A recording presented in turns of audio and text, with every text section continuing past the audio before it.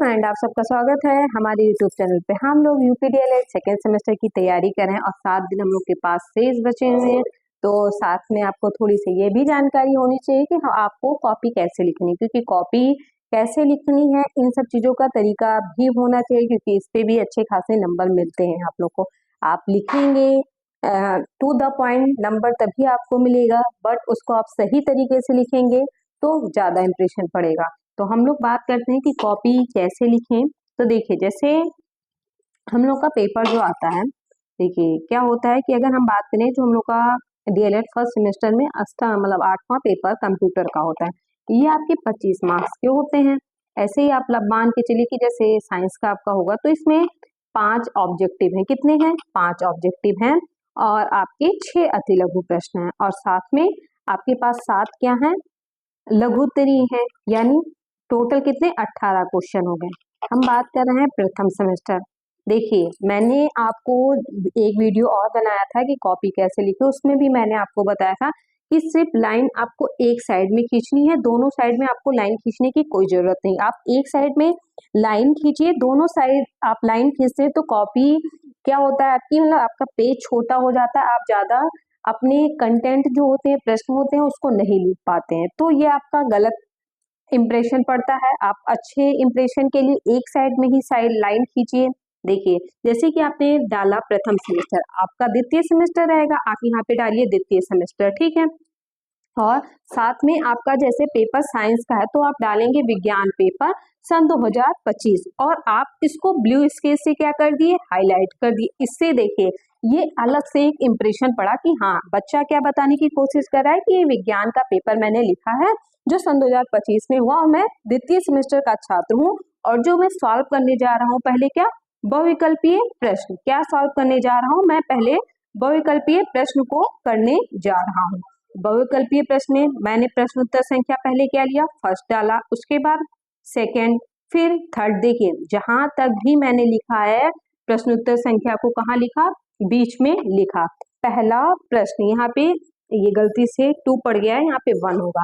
जैसे पहला पूछा था कि प्रथम पीढ़ी के कंप्यूटर, क्वेश्चन क्या था हम लोग देखते हैं कि प्रथम पीढ़ी के कंप्यूटर में प्रयुक्त होता है। तो जो आपका प्रथम पीढ़ी होता है उसमें क्या प्रयुक्त होता था? तो वैक्यूम ट्यूब।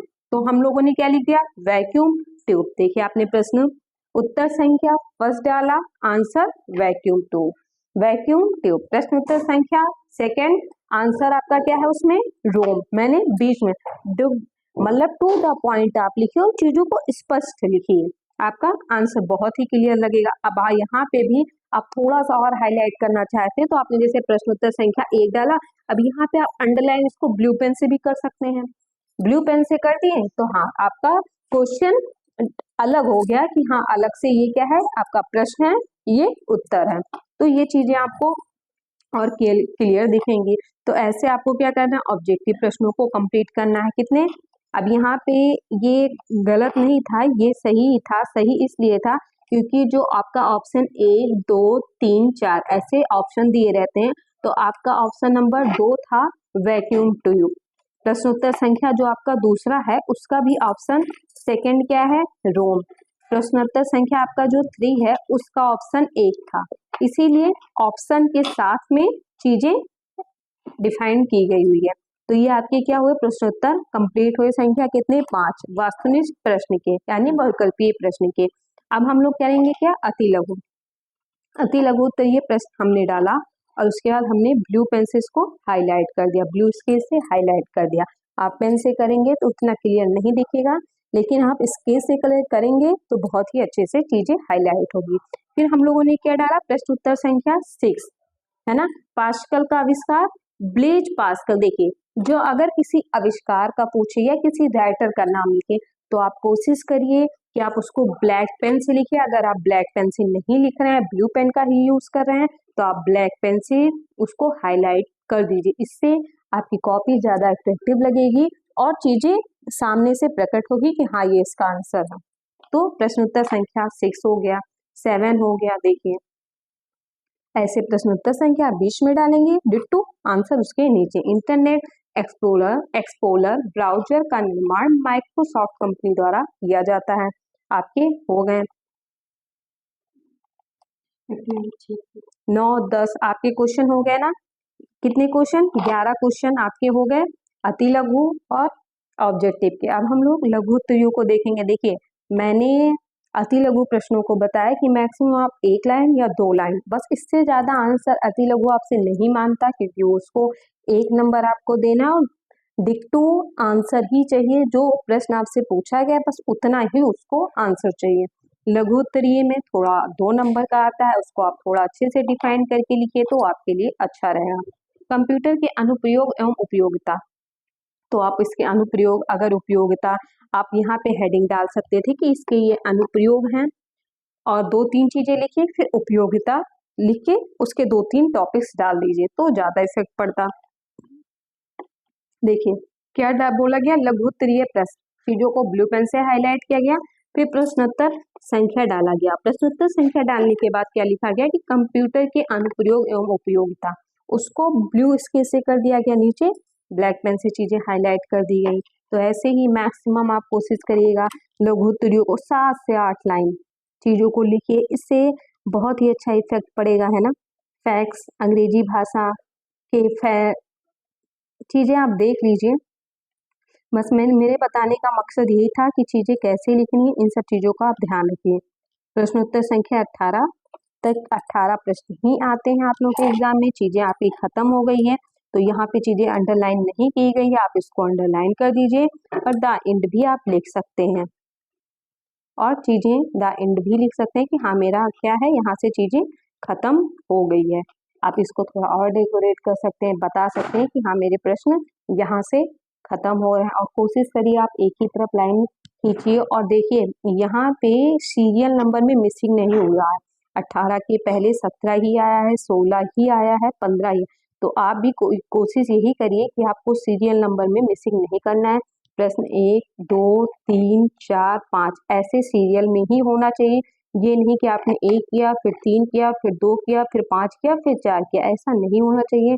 आपको सीरियल वाइज चीजों को करना चाहिए। सीरियल वाइज करने से ये होता है कि एग्जामिनर आपकी जब कॉपी चेक करता है तो आपको, देखिए सीरियल में कॉपी चेक कर, आप उसने 5 क्वेश्चनों को देखा, अगर आपके 5 क्वेश्चन सही चले गए तो इससे क्या हुआ, एग्जामिनर सोचेगा कि हाँ बच्चा पढ़ा लिखा है, इसने तैयारी की है, तो यहाँ से आपका गुड इफेक्ट पड़ा। फिर एग्जामिनर आगे चीजों को देख रहा है, अति लघु प्रश्नों को, मान लीजिए सपोज दैट स्टार्टिंग के फर्स्ट, सेकंड, थर्ड आपको आ रहे हैं और आपने एकदम सही कर दिया, तो एग्जामिनर फिर सोचेगा कि हाँ बच्चे को तो ऑब्जेक्टिव भी सारे आ रहे हैं, अति भी आ रहे हैं, यानी बच्चा पढ़ा लिखा है और इसने तैयारी की है। अगर आपने 8 क्वेश्चन अच्छे से कर लिया ना, आपने 8 प्रश्न अच्छे से कर लिया अगर 8 क्वेश्चन, तो बचे हुए जो 10 क्वेश्चन है ना, एग्जामिनर उतना ध्यान ही नहीं देगा आप क्वेश्चन पे। क्यों? क्योंकि यहाँ पे उसको पता चल गया है कि आप पढ़ने वाले स्टूडेंट हो और आपने तैयारी किया है, और यहाँ के आपके जो 10 नंबर है ना, यहाँ से आप आराम से 8 नंबर ले आओगे।